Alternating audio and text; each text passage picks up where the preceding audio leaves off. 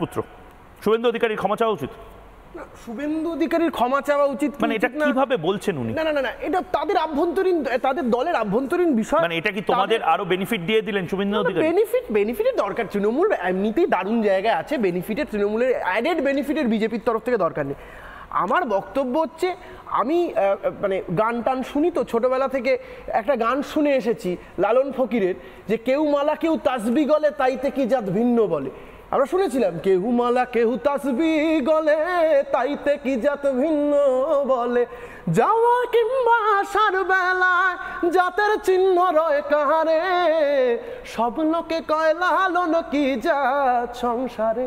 শুনে বড় হয়েছি, কোনোদিন বিচার করিনি হিন্দু বেড়ে যাচ্ছে কি মুসলমান বেড়ে যাচ্ছে, কোনোদিন মাথাতেও আসেনি। পাঠভবনে পড়াশুনো করেছি, হিন্দু মুসলমান একসাথে বসে পড়াশুনো করেছি, কোনোদিন মাথায় আসেনি হিন্দু বেড়ে যাচ্ছে কি মুসলমান বেড়ে যাচ্ছে, মাথায় আসবারও কথা না।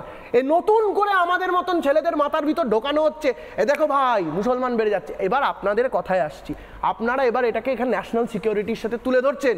আপনারা কি বলছেন যে না মুসলমান নর্মাল প্রসেসে বাড়লে আমাদের কোনো আপত্তি ছিল না। আপত্তি কোথায়? না বর্ডার দিয়ে মুসলমান ঢুকে পড়ছে, ওদেশ থেকে মুসলমান ঢুকে পড়ছে, এদেশের ডেমোগ্রাফি পাল্টে দিচ্ছে। অপূর্ব। ভারতীয় জনতা পার্টি পরিচালিত কেন্দ্রীয় সরকারের মানে প্রতিরক্ষা মন্ত্রক যেটা বিএসএফ কে পরিচালনা করে, তাহলে সেটাকে অপদার্থ ধরে নিতে হবে যে এখান দিয়ে ঢুকে পড়ছে। এবার বলবেন না কাঁটা তার কেন দেয়নি, আরে কাঁটা তার দিতে দিচ্ছে না মমতা বন্দ্যোপাধ্যায় বলেই শুধুমাত্র ইনফিল্ট্রেশন হয়ে যাচ্ছে। কেন মমতা বন্দ্যোপাধ্যায় কাঁটা, এক সেকেন্ড মধ্যে কেন কাঁটা তার মমতা বন্দ্যোপাধ্যায় দিতে দিচ্ছে? দুটো সরকারের আভ্যন্তরীণ ব্যাপার, যান কোর্টে যান, যে রাজ্য সরকার না কাঁটা তার দিতে দিচ্ছে না, এটা পিআইএল করুন, যান। মানে তুমি বলছো এটা পুরোপুরি অমূলক একটা বিষয়। আমি কার্তিক মহারাজ আপনার থেকে আলোচনা, এত সুন্দর গান করে বাচ্চা ছেলেটি তৃণমূল কংগ্রেসের হয়ে এখানে ব্যাটিং করতে এসছে, তিনি বলছেন আপনাদের বিজেপি আর শুভেন্দু অধিকারী নিয়ে কয়েকটা কথা মধ্যে বলি। শুভেন্দু অধিকারীর প্রতি আমার সত্যি বলছি, এত সিনিয়র একজন নেতাকে প্রতি আমার সত্যি করুণা হয় এক সময়। কারণ ভারতীয় জনতা পার্টি এমন একটা অদ্ভুত দল, এই দলটায় টিকে থাকার জন্য এই দলটার ভিতরে এত ডিফারেন্স অফ ওপিনিয়ন ভরভর করছে যে দলটায় টিকে থাকার জন্য একটা লাইন নিয়ে খেলতে হয়। কোনোদিন কোনো লাইনে দেখবেন সুধাংশু ত্রিবেদীর মতন নেতারা গান্ধীকে প্রচন্ড প্রশংসা করেন, মহাত্মা গান্ধী নিয়ে প্রশংসা করেন, আবার সাধ্বী প্রজ্ঞা বলে, আবার সাধ্বী প্রজ্ঞা তখন নাথুরাম গডসেকে দেশভাগ বলে বসে। আচ্ছা আচ্ছা, রাজপুত্র সব তো বুঝলাম, কিন্তু তৃণমূল কংগ্রেসে আমি আমি আমি আমি রাজপুত্র পরে বিচার করব। ঠিক ঠিক ঠিক ঠিক ঠিক ঠিক ঠিক একদম বিজেপি একদম পচা, কংগ্রেস পচা, সিপিএম পচা, তৃণমূল কংগ্রেস ভালো তো। তাহলে তৃণমূল কংগ্রেস নেত্রী মমতা বন্দ্যোপাধ্যায়, শুনে নাও তোমার কাছেই আসবো। মমতা বন্দ্যোপাধ্যায় এই কথাগুলো বলেছিলেন, এই কথাগুলোর মানেটাও তার মানে তুমি জাস্টিফাই করিয়ে দাও। একবার শুনি প্রথম প্রতিক্রিয়া মমতা বন্দ্যোপাধ্যায় দুধেল গাই নিয়ে।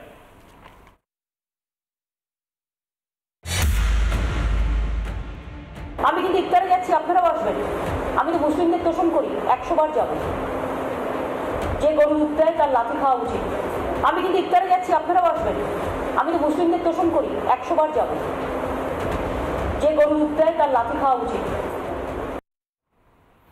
এটা তো একটা বিষয়, ইনি মুখ্যমন্ত্রী, না রুকো তো সবার করো, মুখ্যমন্ত্রী ইনি বলেছেন, ইনি কিন্তু ক্ষমা চাননি, চাবেন না, কিন্তু পুরমন্ত্রী জনাব ফিরহাদ হাকিম তার বক্তব্যটাও শোনাই।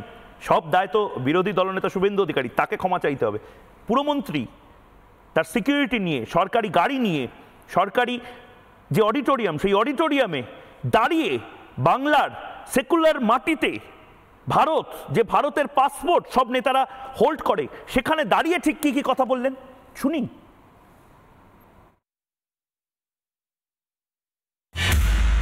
সব সাধু তো সমান হয় না।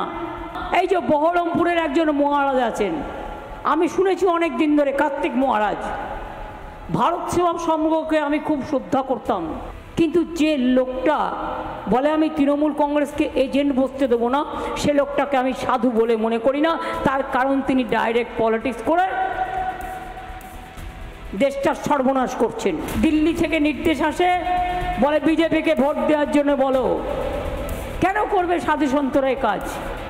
কিন্তু রামকৃষ্ণ মিশনকে সবাই সম্মান করে, শ্রদ্ধা করে, ওদের কাছে একটা হোয়াটসঅ্যাপ আছে গ্রুপ, কিন্তু রামকৃষ্ণ মিশন ভোট দেয় না কোনোদিনও, এটা আমি জানি। তাহলে আমি অন্যকে কেন ভোট দিতে বলবো? আমি একটি লোকের নাম করে বলেছিলাম, তার নাম কার্তিক মহারাজ, তিনি আমাদের এজেন্ট বসতে দেয়নি তৃণমূল কংগ্রেসের ভোটের দুদিন আগে মুর্শিদাবাদে যে দাঙ্গাটা করিয়েছিলেন তার হোতা ছিলেন উনি। আমি সেই জন্য বলেছিলাম রেজিনগরে একজনকেও যদি আমরা ঈমান দিতে পারি তাহলে আমাদের জান্নাতের পথ একেবারে সুদৃঢ় হয়ে যাবে। আমরা নিজেরা মুসলিম ঘরে জন্মেছি, মুসলমান ঘরে বড় হয়েছি, আমাদের নামাজ আদব কায়দা সব আমাদের বেশিরভাগই মানুষের জানা। কিন্তু যারা দুর্ভাগ্য নিয়ে জন্মেছে, যারা ইসলাম নিয়ে জন্মায়নি, তাদেরও দাওয়াতে ইসলাম অর্থাৎ ইসলামের দাওয়াত দিয়ে তাদের মধ্যে ঈমান নিয়ে আসলে এটা আল্লাহ তাআলাকে খুশি করা হবে আমাদের ইসলামের রাস্তা। কার্তিক মহারাজের কাছে আমি প্রতিক্রিয়া নিতে চাই। কার্তিক